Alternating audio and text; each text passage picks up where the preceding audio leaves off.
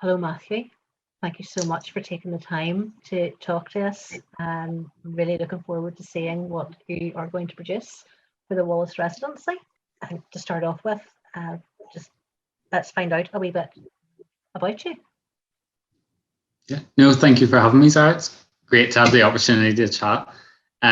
So yeah, I'm a visual artist, working primarily probably in sculptural installation, but kind of cross-disciplinary across materials.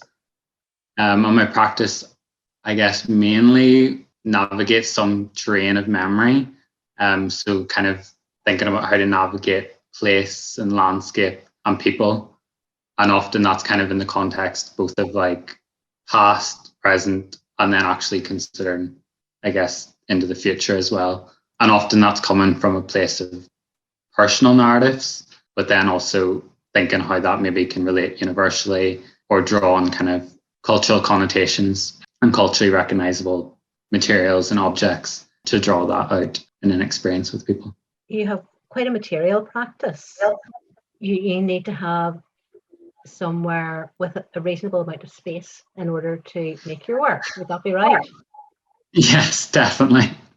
Yeah, that's definitely a really important part. I think actually of even the influence of like the work I make as well has been kind of growing up in the landscape that I have, and being around the materials and having access to those even at like quite a young age has then led through to kind of being interested in working with those. So I'm really lucky. I have a studio here at home in a renovated barn loft, which is kind of a dream space for me. But yeah, so it gives me kind of access to the materials that I enjoy working with, and also, yeah, the space to do that as well. You graduated from the Fine Art degree 2020. Am I right in saying you're one of the graduate artists in residence at the college this year? Yeah, so I graduated in 2020, or I guess virtually graduated after leaving the studio. So we left the studio in March last year. But then I was invited back as one of the graduate artists in residence for sculpture. So I'm back this year, and that runs for the whole academic year and gives me a studio on campus, access to all the kind of resources and workshops that the university offers, and then also working with the students. It's kind of a mediator between kind of the staff and student experience, I guess. Sort of like a mentor.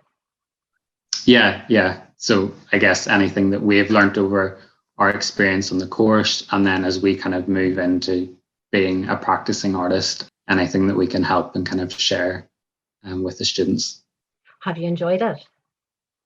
Yeah, absolutely. It was something I'd really hoped to do towards the end of the course. So I was really glad to get the opportunity to do it. And yeah, it's been a really wonderful year because it's kind of given me the opportunity to work on things that maybe I didn't during the course, and kind of even try new processes. And it's given me the space to do that, which has been wonderful. Yeah, it's sort of like having a foot in both camps, where you haven't been completely pushed off the cliff out of the BA, but yes, you're an independent artist with that access to things that a lot of early career artists won't have access to, and it gives you a wee bit of confidence, I think, as well, about stuff that you can do post. Yeah, definitely. It's been quite a nice, I guess, safety net in a sense to still have that kind of dialogue with both kind of peers there and also the tutors and stuff, and keep that relationship. But yeah, then also be able to kind of start having a practice beyond that, and have take part in opportunities like this one.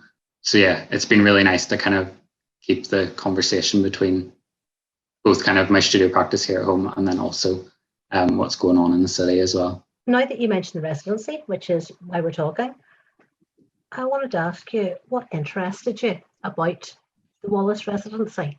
I think when I first heard about it, I think I was very interested in kind of the idea of legacies is something obviously that in my own practice is quite important. And thinking about that in Sir Richard Wallace's kind of case, in the legacy him and Lady Wallace left in Hertford House, but also how that kind of manifests in Lisburn as well, and our space's relationship to that. And even just the dichotomy kind of between those two spaces, the landscape of Lisburn and kind of then where the collection is in London. but also thinking about the Rococo period itself, which obviously the residency is inspired by, and the final works will be. Thinking about that and maybe, the legacy of that period and how kind of I could bring that into a contemporary sense, and maybe, and to use the words of Anthony, actually get under the skin of it a little bit and kind of bring the sensitivity kind of in my practice to that style and period. So we've been watching a bit of video of you in the studio drawing landscape, but just off to the side of you, you can see a bit of a design. Is that relating to what you're doing for the project? Yeah, so both the drawing and actually then, you've mentioned Offscreen, are both kind of related to the project. So the drawing is relating to, I spent a day kind of shooting around Lisburn and kind of the surrounding areas. So the landscape relates to that and will feature in some sense. I'll not say too much for it, but will feature in some sense in the final works. And then, as you mentioned, the pattern to the left of the screen, yes, that was one of the things that I was initially drawn to in the collection, were the patterns and the designs, and almost removing them from the objects that they were on and kind of taking them out, isolating them from that environment a little bit. So that's something that was a test piece, experimenting with some of those ideas.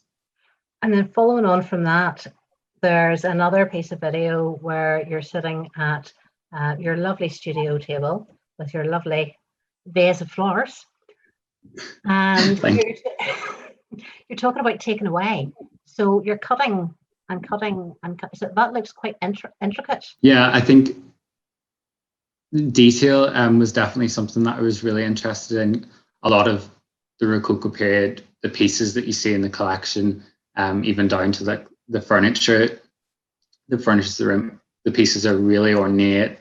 And through my own research, kind of finding out about the processes that those pieces went through, from sculptors and craftspeople to really create these beautiful pieces. That was kind of something that I wanted to bring through in the work as well. You're mentioning research.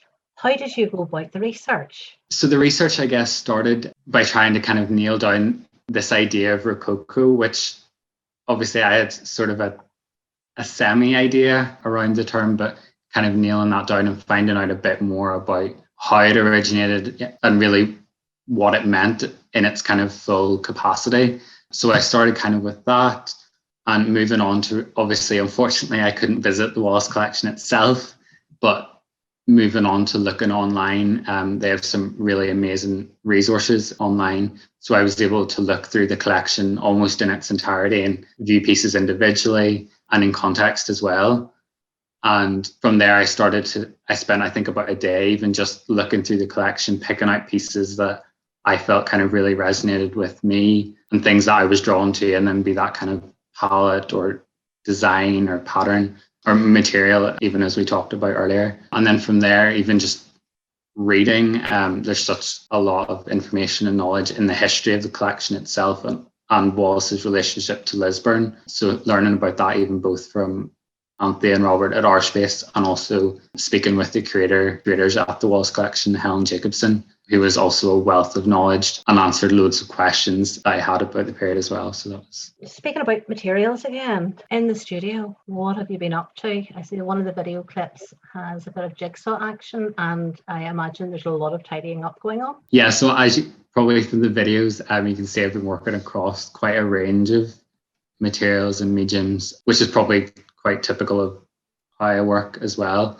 But for the residency and the pieces I wanted to create, I did want to kind of push myself a little bit and work with materials that I wasn't as familiar with. So for instance, you'll see me kind of pouring the silicone and making these molds for plaster. And those were processes that I had worked with on a much smaller scale, but kind of then scaling them up for this. And trying to get out some of the details as we were talking about earlier. How did you find mixing such a large amount of silicone? Was it a bit sore in the arm? It definitely was. Yeah, I think some materials like that, kind of that you don't maybe see every day, it was really interesting to learn about kind of the properties of them and how to mix them and kind of the working relationship with them and how you mix them and how long to mix them for and how long they take to set is all really interesting. But yeah, definitely left me a bit sore afterwards. You really do learn from your mistakes when you're working with some materials, don't you? Yeah, absolutely. But it's a nice learning curve. It is. Well, sometimes you can have the happy accident, but sometimes you don't.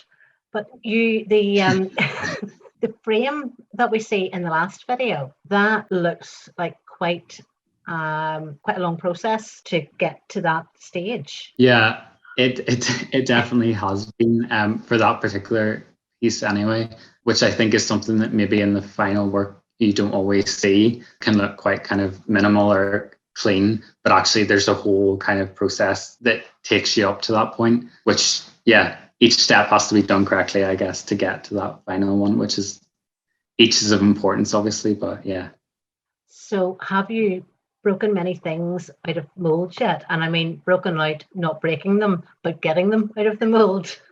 A few, but I'm about to take out the first of the plaster casts from that particular big mold. So fingers crossed that everything goes well on that. So the plan for the duration of the residency is for the windows to change over time. Is that correct? Yeah, definitely. Which is one of the things I guess that drew me to it as well, that it's just not going to be a static piece that will be viewable. It is going to be something that will change, also in giving me time to kind of develop the work and also learn more about the collection, but also that it is going to be a changing thing, that for people passing by, it will be something that they can pass by each day or each week, and there will be something different to look at, and it will change around kind of maybe the conditions of that particular day as well. And our space is quite an interesting space likewise, because we don't get direct sunlight because the tech is in the road. So yes. It'll be interesting to see how during that afternoon period, as the sun is going across the street, how that changes the shadows on the work. So I know everybody's really excited to see that. Yeah, definitely. And I think at the beginning there will be some pieces, but hopefully over then the course it will be building as well and changing. So yeah, I'm excited for people to kind of experience that. Before we go, can I ask, were there any particular pieces from the collection that really grabbed your attention? Yes, no, there definitely were, and kind of are still something that I have up in the studio to refer back to as I'm going through the process. So definitely one of those would be, in particular, the kind of porcelain work of Zara that originated in France. Those were pieces that really sparked my interest in, particularly as we discussed earlier, the patterns and the design and kind of the muted color palette, often, these pastel pinks and blues was something that really drew me in. And also just some of the furniture pieces, such as there's a beautiful chest of drawers, sofa pieces, and kind of learning more as well about the process of actually how they would have went through, often kind of from sculptors who did kind of the ornate, then taking that through to actually being a functional piece. So learning all about that actually really renewed the interest in those as well. So is there a chance you're going to be heading into ceramics next? Not quite yet, I think.